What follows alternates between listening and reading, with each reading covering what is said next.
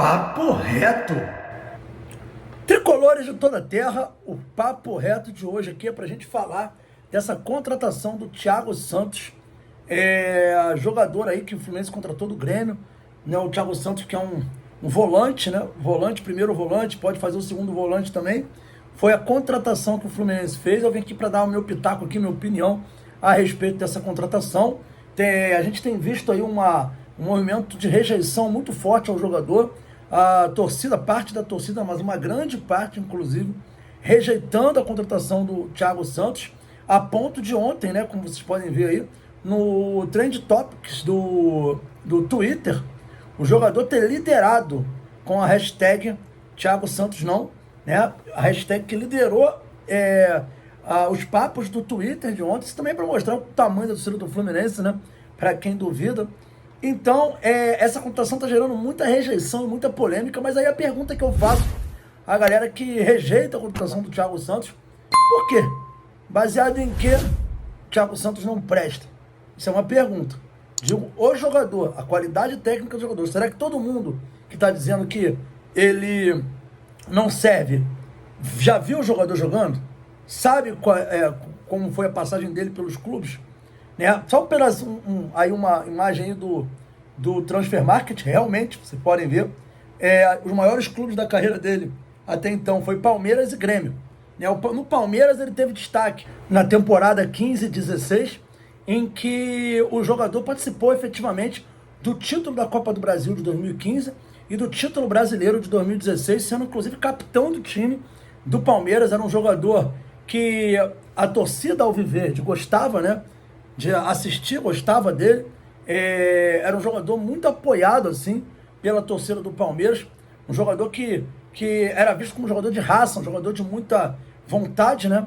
E depois ele se desligou do Palmeiras e na temporada 17 até a temporada 20 foi jogar no Dallas, lá da MLS, depois veio para o Grêmio, fez um primeiro ano bom no Grêmio, depois no segundo ano já não foi tão bem, né? Participou lá da queda do Grêmio.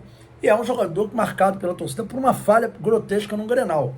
Mas a gente está falando então de um jogador de 33 anos, um jogador que não é horroroso, não é um Cris Moldávia, não é um jogador inútil, como as pessoas estão tratando a situação. É um jogador que tem, sim, um passado de conquistas e de bom futebol entregue, tá? Então a gente tem que separar a análise do jogador, do que o jogador pode trazer para o Fluminense, da qualidade do jogador, e da necessidade do elenco, do plantel. E aí está a minha crítica. O Fluminense precisava contratar um volante? Não precisava. Por quê?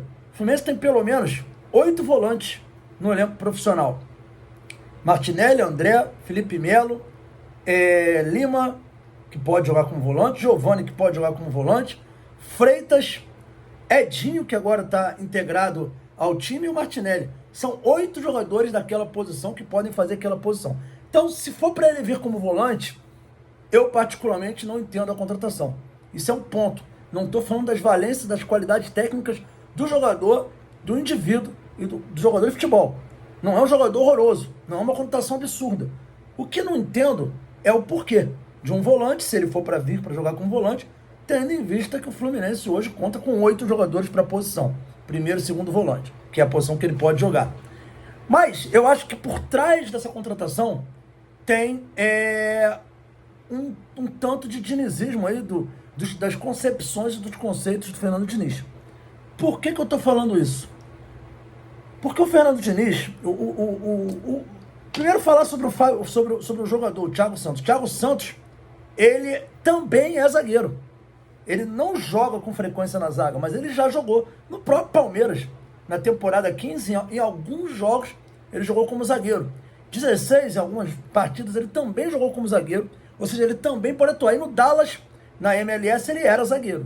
Então, é um jogador que também pode jogar de zagueiro. E aí está a chave da questão, que pode ser o motivo pelo qual Fernando Diniz pediu a contratação do jogador. Isso a gente vai debater depois. O Diniz pediu, não pediu? Que é uma outra questão também importante a gente falar aqui no vídeo. O Thiago Santos, ele pode ter sido contratado, né? O Diniz pode ter solicitado o Thiago Santos. Por quê? Porque o Diniz, todo mundo sabe, gosta da saída qualificada com os zagueiros. gosta do zagueiro que tem a capacidade de construir a jogada, porque ele entende que o futebol começa a ser construído da linha defensiva, né? Então a gente vê ele fazer isso com o Nino, a gente vê o Fernando Diniz fazendo isso com o André, chamando o André para jogar de zagueiro muitas vezes. Com o Thiago Santos, ele perde a necessidade de fazer o André recuar para a zaga, porque ele vai ter um jogador que tem a saída de passe qualificada. Então eu acredito que essa pedida do Diniz tem a ver com isso, com a possibilidade de ter um jogador com a saída qualificada, com o controle de posse, que é um jogador que não é nenhum craque, tá, gente? Não esquece isso. É um jogador de muito vigor físico, de muita marcação, mas que não é um borocutu com a bola no pé.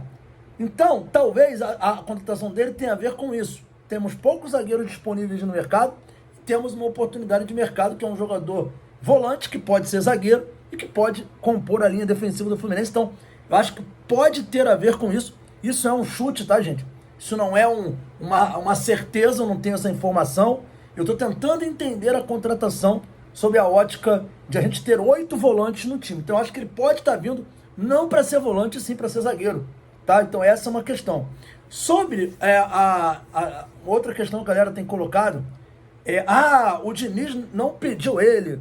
Toda vez que pede jogador bom, dizem que é o Fred, que é o Mário, que é o Angione. Quando pede jogador ruim, dizem que é o Diniz. Aí citaram o Marrone. Vários posts de gente bem expressiva, que eu respeito muito, levantando essa questão. Em primeiro lugar, eu sou um cara que eu não gosto de ilação. Eu não gosto dessa coisa do mundo paralelo. Do tipo assim, dessas coisas que a gente acha que é verdade e não tem certeza, né? São as ilações mesmo, né?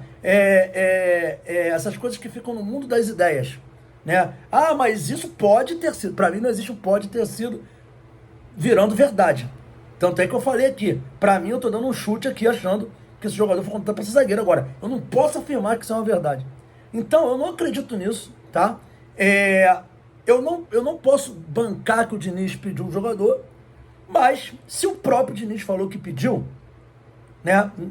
No caso do Marrone, por exemplo, nesse caso do Thiago Santos, eu não estou sabendo, eu não vi uma declaração do Diniz dizendo que ele pediu, mas se ele disser que ele pediu, acho que acabou a discussão. Ah, mas ele faz isso porque o chefe dele manda. Meu amigo, não tem discussão. O chefe mandou, ele falou, é uma escolha dele. Ah, ele não tem escolha, tem escolha, ele pode dizer que não foi ele. O Abel fez isso, o Abel falou que não foi ele que pediu o Cris Moldávio. Entendeu? Ah, você iria contra o teu chefe? Depende. Uma contratação assim, acho que não vejo problema nenhum ele falar que não foi ele que pediu, que o clube, o scout do clube contratou. Nenhum problema eu vejo nisso. Nenhum problema. Mas eu acho impossível dele não ter sido consultado, tá, gente? Então eu acho que ele foi consultado e deu aval sim. E se o jogador, porventura, vier a se sair mal, ele tem responsabilidade sim. Como no caso Marrone, ele também tem. Porque no caso Marrone foi pior. Ele veio a público dizer que ele pediu, sem ninguém perguntar. Então, não tem discussão. Se ele assume a responsabilidade, ele tem que ser responsabilizado. Não interessa por que ele assumiu a responsabilidade, mas se ele assume, ele tem que ser responsabilizado. O caso Marrone é um exemplo. E tem os casos positivos. O Lima foi ele que pediu. Então a gente tem que aplaudir o Diniz. O que não pode, e aí que é a minha crítica ao fanatismo religioso em torno do Diniz, porque o negócio de dinizismo às vezes vira um certo fanatismo, e eu não gosto disso, só aplaudir quando ele traz o Lima e passar pano quando ele traz o Marrone. Você entendeu? Não dá. Ele tem responsabilidade mútua nas duas contratações, na que deu certo e na que deu errado. Então esse é um ponto que, na minha opinião, respeitando todas que achar que tem que passar pano, é um direito de vocês acharem, mas eu nunca vou dizer que ele está certo de fazer isso. Então esse é um ponto meu, tá? O Diniz não tem essa isenção para fazer merda, não. Ele tem que ser responsabilizado também. Então esse é um ponto que eu queria trazer aqui sobre a contratação do Thiago Santos. Mais uma vez, nada contra o jogador. Acho que é um jogador que uma contratação normal, uma contratação, na minha opinião, que não tem que ser feita alarde quanto à qualidade do jogador. Não é um jogador horroroso.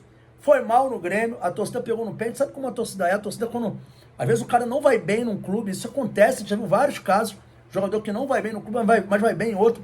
O cara foi capitão do Palmeiras, campeão da Copa do Brasil, foi capitão do Palmeiras, campeão brasileiro. Então, assim, o cara não é um jogador horroroso, não seria titular do Palmeiras esse tempo todo se fosse um jogador horroroso. Então esse é um ponto de vista meu. Agora, mais uma vez, foi oportuna a contratação? Se for para jogar de meio campo, de volante, não foi oportuno. Se for para jogar de zagueiro, aí sim posso considerar oportuna, embora ele não tenha jogado de zagueiro nos últimos anos. Beleza? Essa é a minha opinião aí no nosso papo reto, né? E comenta aqui embaixo pra gente trocar uma ideia. O que vocês acharam dessa contratação? Vamos bater um papo. Critica o que eu falei, pode criticar. Aqui a gente tá aqui com respeito, obviamente. Tá aqui para debater, não para concordar um com o outro. A gente tá aqui para debater. Resenha é para isso. O nome Resenha Tricolor é para isso, é resenhar. Então, não importa a opinião de vocês, e não se vocês concordam comigo ou não. Valeu, galera. Saudações tricolores. Se inscreva no canal, ativa o sininho das notificações, deixa o like. Esqueci de pedir isso, mas se inscreve aí que é muito importante para ajudar a gente. Batendo 10 mil inscritos, nós vamos sortear 2 camisas oficiais do Flu, vários livros e outros brindes. Valeu!